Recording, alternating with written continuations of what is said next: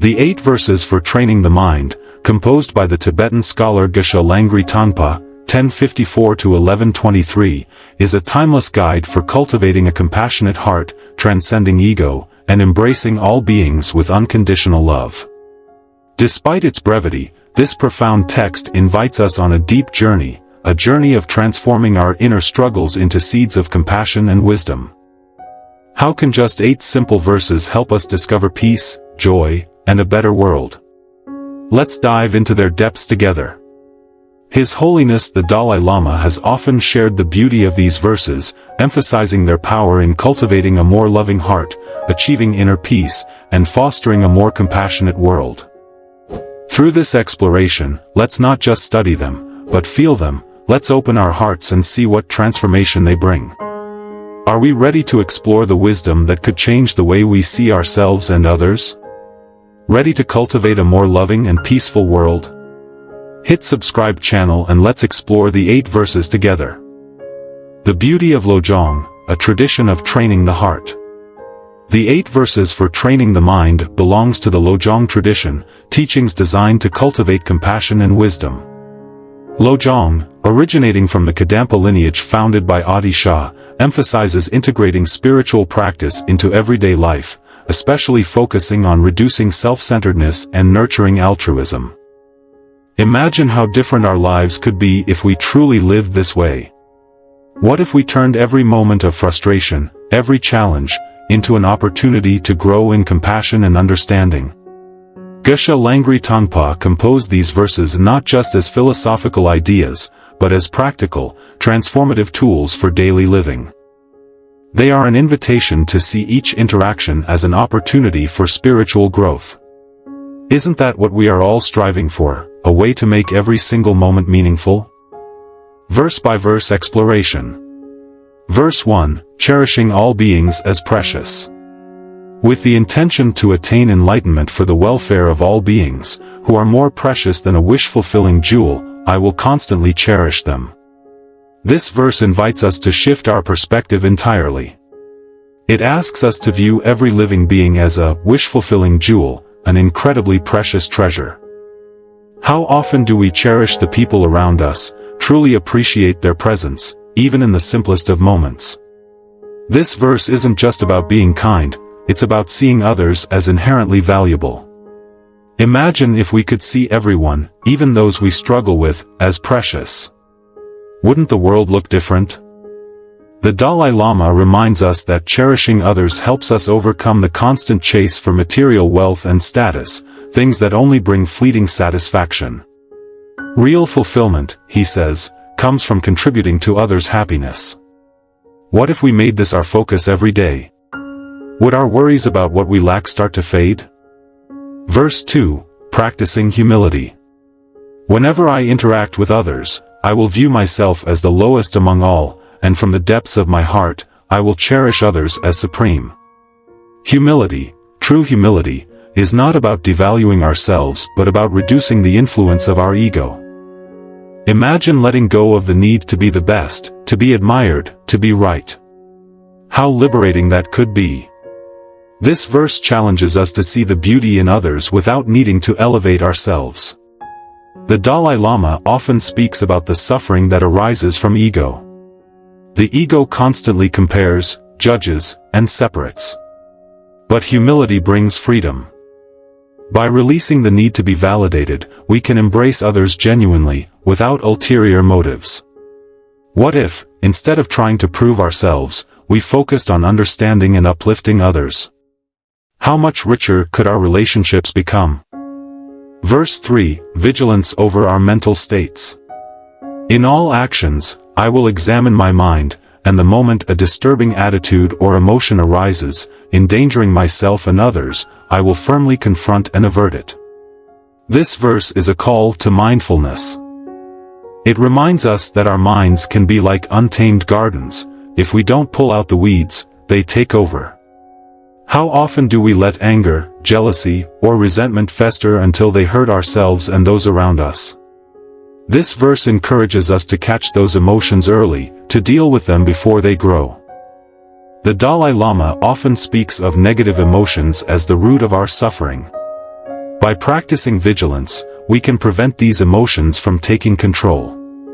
What if, instead of being swept away by anger, we paused and chose compassion instead? Wouldn't our lives, and the lives of those around us, be transformed? Verse 4. Compassion for the ill-natured. Whenever I see ill-natured people, who are overwhelmed by negative deeds and suffering, I will cherish them as something rare, as though I had found a precious treasure. It's easy to love those who are kind to us, but what about those who are difficult, angry, or hurtful? This verse challenges us to see even these individuals as treasures, as opportunities to grow our own patience and compassion. Isn't it true that the people who test us the most are often our greatest teachers? The Dalai Lama points out that those who harm others are themselves suffering deeply. By recognizing their pain, we can move from judgment to empathy. Instead of reacting with anger, what if we responded with love? Could we, perhaps, help them heal? Verse 5. Accepting defeat and offering victory. When others, out of jealousy, treat me wrongly with abuse, slander, and scorn, I will practice accepting defeat and offering the victory to them. This verse asks us to let go of the need to be right, to be victorious. It requires immense courage to accept defeat, especially when we feel wronged. But what if true strength lies not in winning arguments but in maintaining inner peace? The Dalai Lama teaches that offering victory to others is an act of profound courage. It ends the cycle of anger and revenge. Imagine how much suffering we could avoid if we chose peace over pride. Could we transform our relationships by letting go of the need to always win? Verse 6. Seeing betrayers as teachers. When someone whom I have benefited, and in whom I have placed great trust, hurts me very badly, I will view that person as a true spiritual teacher. Betrayal cuts deep. It's one of the hardest forms of suffering to endure. But this verse encourages us to see even those who betray us as teachers. What if, instead of holding on to resentment, we saw betrayal as an opportunity to grow, to deepen our understanding of impermanence and compassion? The Dalai Lama often reminds us that even painful experiences hold valuable lessons. By letting go of resentment, we find freedom. Could betrayal be a doorway to discovering a deeper, more unconditional form of love? Verse 7. Practicing Tonglen. In short, I will offer directly and indirectly every benefit and happiness to all beings, my mothers. I will practice in secret taking upon myself all their harmful actions and suffering. Tonglen, the practice of giving and taking, is about exchanging our comfort for others' suffering. Imagine taking on someone's pain and giving them your joy. It sounds radical, doesn't it? But this practice helps us break free from self-centeredness and opens our hearts to others' suffering. The Dalai Lama describes Tonglen as a way to expand our compassion. By taking on others' suffering in our meditation, we begin to feel a deeper connection to all beings. What if, instead of turning away from suffering, we embraced it with love? Could we transform our own hearts in the process? Verse 8. Transcending attachment. I will keep all these practices undefiled by the stains of the 8 worldly concerns, and by understanding all phenomena as like illusions, I will be released from the bondage of attachment. The final verse reminds us of the importance of pure motivation and detachment. The 8 worldly concerns, pleasure and pain, gain and loss, praise and blame, fame and disrepute, often dominate our thoughts and actions. But what if we saw all of these as illusions, as fleeting and impermanent? The Dalai Lama teaches that understanding the illusory nature of all things frees us from attachment. Imagine living without the constant pull of desire and fear, free to be fully present, to love without clinging, to act without expectation. Wouldn't that be true freedom? Bringing the verses to life. The 8 verses are not just words, they are a path to transforming our daily lives. They invite us to cultivate humility, to transform our relationships, to practice compassion, and to see every moment as an opportunity for growth. Imagine waking up each day with the intention to cherish every being, to accept defeat gracefully, to see every challenge as a lesson. How different would our lives be? Cultivating humility and gratitude. Practicing humility means seeing others as equally precious, recognizing the value in every person we meet. In a world that often rewards self-promotion, humility is a radical act. It allows us to learn from everyone, to appreciate the interconnectedness of all beings. Could we let go of the illusion of separateness and embrace the truth that we all depend on each other? Humility also fosters gratitude. When we recognize the contributions of others in our lives, we begin to see the countless ways in which we are supported and loved. Every kind gesture, every supportive word, every small act of care, these are the threads that weave the fabric of our lives. When we practice humility, we learn to value these threads, to cherish the people who enrich our lives. Imagine how much more joyful life could be if we approached each day with a heart full of gratitude. Transforming relationships through compassion. Whether dealing with jealousy, betrayal, or anger, the 8 verses show us that we have a choice. We can react with defensiveness, or we can respond with compassion. What if, instead of seeing others as obstacles, we saw them as companions on our spiritual journey, each one helping us to grow in patience, understanding, and love? When we view difficult relationships as opportunities for growth, we begin to see the hidden gifts within them.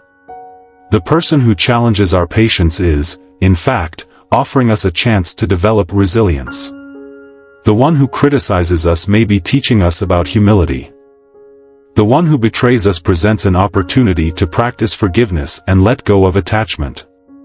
What if we could see every difficult interaction as a blessing in disguise? How much richer could our relationships become? Embracing compassion through Tonglen. Tonglen is a practical way to cultivate a compassionate heart.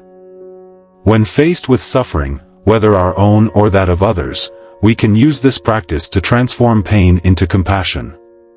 It empowers us to become a source of comfort and healing, rather than succumbing to despair or indifference.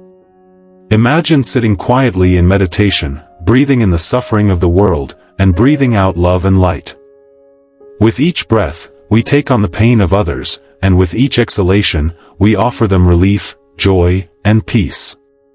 This practice, though simple in its approach, is profound in its effect. It helps us move beyond the confines of our own limited perspective, to truly feel the interconnectedness of all beings. What if we made Tonglen a daily practice?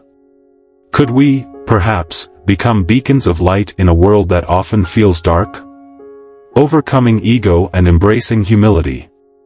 The ego is at the root of much of our suffering. It craves recognition, validation, and superiority. It creates a sense of separation between us and them, leading to competition, jealousy, and resentment. But what if we could let go of the ego's hold on us? What if we could see ourselves not as separate individuals, but as parts of a greater whole?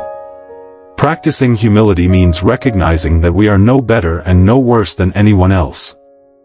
It means understanding that our value does not come from our achievements, our possessions, or our status, but from our inherent capacity to love and be loved. When we let go of the ego, we open ourselves up to a deeper sense of connection with others. We begin to see that our true purpose is not to elevate ourselves, but to uplift those around us. What if we could live each day with this intention? How much more meaningful would our lives become? The power of forgiveness. Forgiveness is a central theme in the 8 verses, particularly in the verses that speak of accepting defeat and seeing betrayers as teachers. Forgiveness is not about condoning harmful behavior or allowing ourselves to be mistreated. It is about freeing ourselves from the chains of resentment and hatred. It is about choosing love over anger, peace over revenge. When we hold on to grudges, we carry a heavy burden. The weight of anger and resentment can consume us, affecting our mental and physical well-being. But when we choose to forgive, we release that burden. We allow ourselves to heal. Forgiveness is a gift we give to ourselves, as much as it is a gift to others. What if we chose to forgive, not because the other person deserves it, but because we deserve peace? How much lighter would our hearts feel? Embracing the illusory nature of life. The final verse speaks of understanding all phenomena as like illusions. This does not mean that life is meaningless or that our experiences are not real. Rather, it is a reminder that everything is impermanent, constantly changing, and ultimately beyond our control. The 8 worldly concerns, pleasure and pain, gain and loss, praise and blame, fame and disrepute, are all fleeting. They come and go, like clouds in the sky. By recognizing the illusory nature of these concerns, we free ourselves from attachment. We learn to appreciate the beauty of each moment without clinging to it, knowing that it too will pass. This understanding allows us to engage with life fully, without being caught up in the endless pursuit of pleasure or the avoidance of pain. What if we could live each day with this awareness? Could we find a deeper sense of peace and contentment, regardless of our external circumstances? Transforming challenges into opportunities for growth. Life is full of challenges, difficult people, painful experiences, unexpected setbacks. But the 8 verses remind us that each of these challenges is an opportunity for growth. They invite us to see every difficulty as a chance to practice patience, compassion, and wisdom. When we face a difficult situation, we have a choice. We can resist it, complain about it, or try to avoid it. Or we can embrace it, see it as a teacher, and ask ourselves, what can I learn from this? How can this help me grow? What if we approached every challenge with this mindset? Could we transform our struggles into stepping stones on our path to enlightenment? The role of mindfulness in transformation. Mindfulness is a key element in practicing the 8 verses. It is through mindfulness that we become aware of our thoughts, emotions, and actions. It is through mindfulness that we catch ourselves when we fall into patterns of selfishness, anger, or attachment. And it is through mindfulness that we can choose a different path, a path of compassion, humility, and love. Imagine starting each day with a few moments of mindfulness, setting an intention to be kind, patient, and compassionate. Throughout the day, we can pause, take a deep breath, and check in with ourselves. Are we living in alignment with our intention? Are we treating others as precious jewels? Are we practicing humility, even when our ego feels threatened? Mindfulness is the tool that helps us bring the teachings of the 8 verses to life. What if we made mindfulness a daily habit? Could we become the person we aspire to be? The ripple effect of compassion. One of the most beautiful aspects of practicing the 8 verses is the ripple effect it creates. When we cultivate compassion, humility, and forgiveness within ourselves, it naturally extends to those around us. Our kindness inspires others to be kind. Our patience encourages others to be patient. Our willingness to forgive shows others that forgiveness is possible. Imagine the impact we could have on the world if each of us made a commitment to practice the 8 verses. Imagine the ripple effect of love and compassion spreading from one person to another, creating a wave of positive change. Could we, perhaps, contribute to a more peaceful and harmonious world, simply by changing the way we think and act? Living the 8 verses in everyday life. The 8 verses are not just for meditation or philosophical contemplation. They are meant to be lived, to be practiced in every interaction, every moment of our lives. They invite us to bring the teachings of compassion, humility, and wisdom into our relationships, our work, our communities. Consider how we might apply these teachings in our daily lives. When we are stuck in traffic and feeling frustrated, can we take a deep breath and practice patience? When a colleague receives praise that we feel we deserve, can we practice humility and rejoice in their success? When a loved one hurts us, can we choose forgiveness over resentment? What if we made a conscious effort to live the 8 verses, not just when it is easy, but especially when it is difficult? How might our lives change? The journey of self-transformation. The path of practicing the 8 verses is a journey of self-transformation. It is not about becoming perfect or never making mistakes. It is about making a commitment to grow, to learn, and to become a better version of ourselves, one moment at a time. It is about recognizing our own flaws and limitations, and choosing to work on them with patience and compassion. Self-transformation is not always easy.